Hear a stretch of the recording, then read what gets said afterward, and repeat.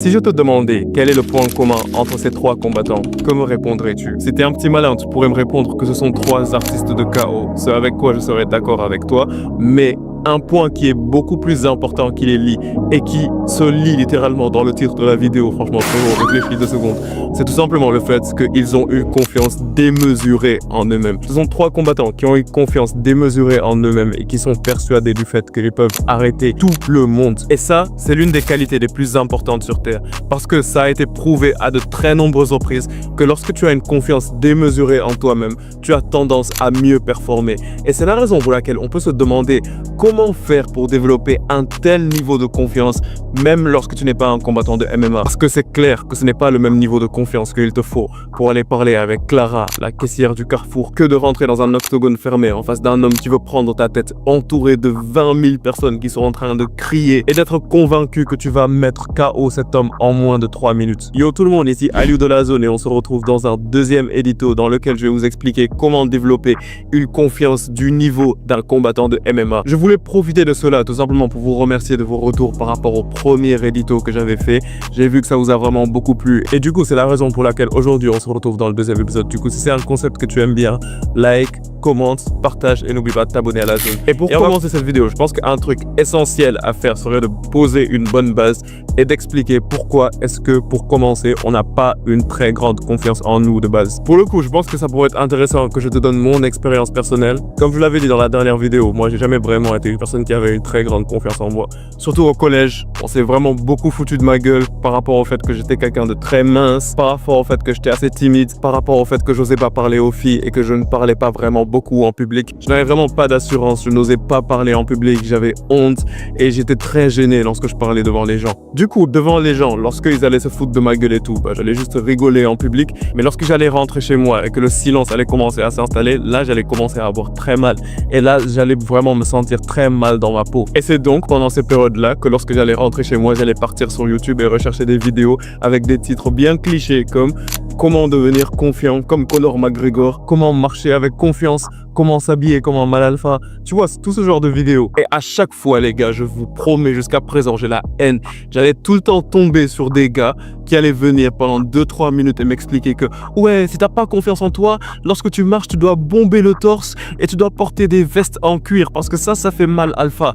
Il allait expliquer pendant environ 2-3 minutes et juste après, il allait partir sur un gros placement de produit de 5 minutes pour me présenter un produit que je suis sûr que lui-même, il n'utilise pas, de skincare ou d'un truc dont on s'en bat royalement les steaks, juste pour m'expliquer que c'est de ce produit dont j'ai besoin pour avoir confiance en moi. Et du coup, moi, le jeune adolescent influençable que j'étais, moi je me disais que ok, du coup, si j'ai envie d'avoir confiance en moi, faut juste que je marche en bombant le torse et que je fasse attention à ma skincare.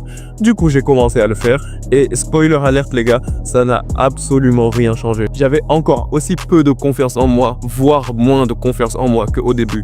Alors, c'est tout simplement pour vous faire savoir que dans cette vidéo, c'est vraiment pas ce que je vais faire. Dans cette vidéo, je vais vous donner des étapes pratiques que tu pourrais même suivre dès à présent pour développer une meilleure confiance en toi. Alors, pour répondre à la question, pourquoi est-ce que l'on n'a pas une très grande confiance en nous en grandissant, je vais laisser la parole à Firas Zahabi, qui est le coach du meilleur combattant de tous les temps, donc Georges Saint-Pierre, et il va vous expliquer cela. Imagine you have no martial arts training.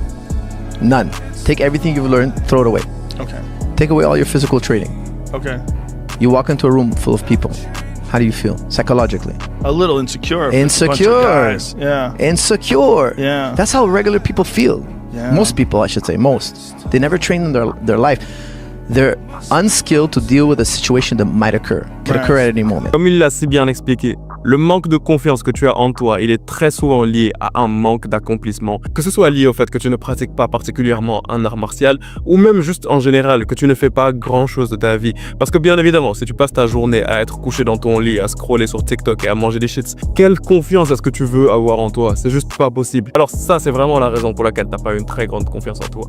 Mais maintenant, je vais t'expliquer comment tu peux faire pour développer cette confiance au niveau d'un combattant de MMA parce que j'ai vraiment côtoyé beaucoup de combattants professionnels de MMA. J'ai également eu à sparer et j'ai eu des conversations très intéressantes avec un ancien combattant de l'UFC que vous connaissez peut-être pas, mais il s'appelait Gavin Tucker. Il s'est fait soumettre en 30 secondes par Diego Lopez, mais à notre échelle néanmoins, il a accompli des trucs de fou. Alors comment développer une telle confiance en toi?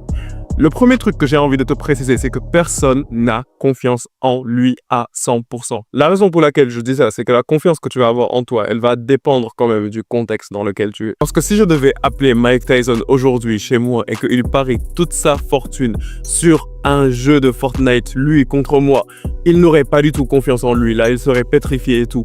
Et c'est normal. C'est parce que la confiance que tu vas avoir en toi va quand même dépendre de quelques circonstances. Mais ce qui est vraiment important à prendre en compte, c'est qu'il y a deux types de confiance en toi.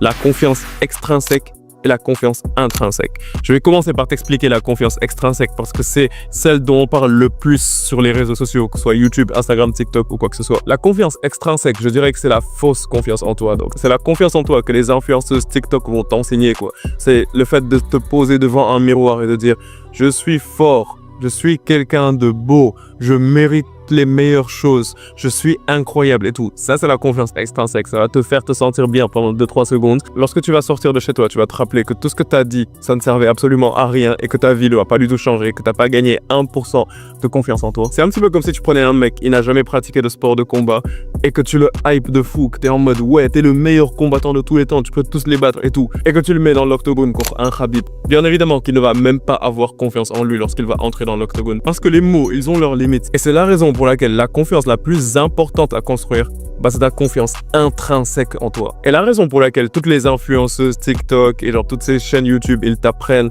à dire des affirmations et à développer une confiance extrinsèque en toi, mais c'est parce que une confiance intrinsèque, c'est super difficile à développer.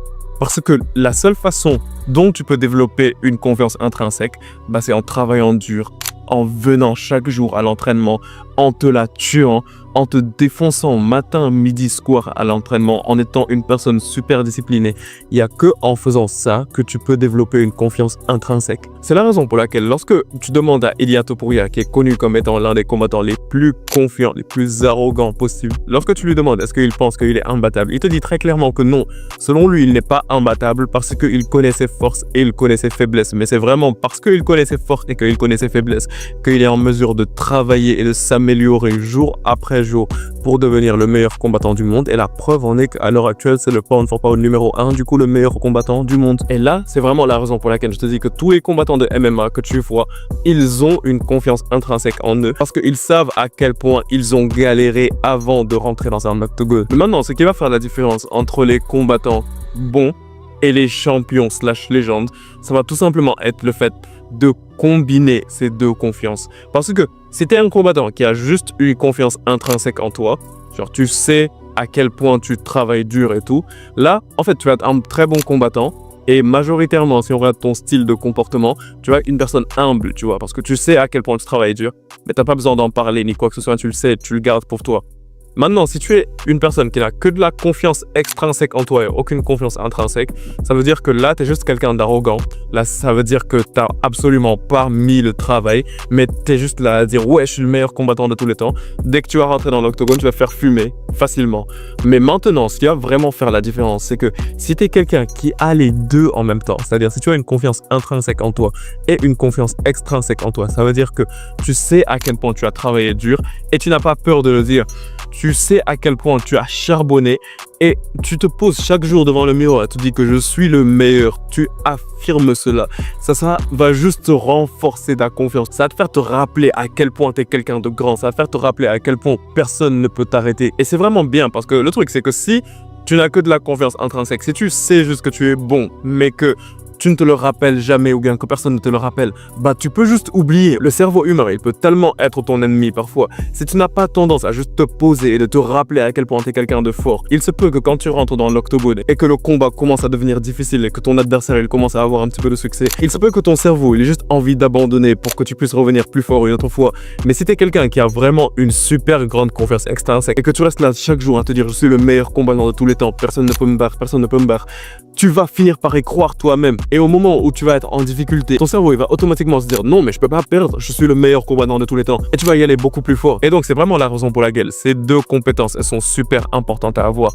Une autre raison pour laquelle c'est super important à avoir, c'est vraiment pour pouvoir gérer le stress. Parce que rentrer dans un octogone déjà c'est tellement stressant. Et le truc, c'est que si tu n'as pas de confiance extrinsèque en toi, si tu sais juste à quel point tu as travaillé dur, mais que tu n'as pas pris le temps de te rassurer, de te dire je suis le meilleur, je suis le meilleur, je suis le meilleur, bah tu peux travailler aussi dur sur toi que tu le veux, mais en rentrant dans l'octogone où tout le bruit du public et tout, ça pourra totalement t'atteindre et tu pourras vraiment grave te remettre en question. Et c'est la raison pour laquelle Conor McGregor, il a dit une citation qui est tellement impactante et c'est la suivante. If you can see it here and you have the courage enough to speak it, it will happen. So I see these shots, I see these sequences, and I don't shy away from them.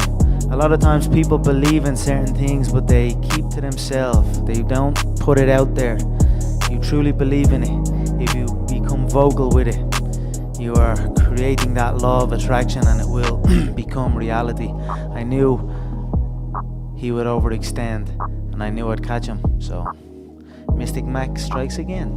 Maintenant, le risque qu'il y a par rapport au fait d'avoir une si grande confiance en toi, c'est de perdre.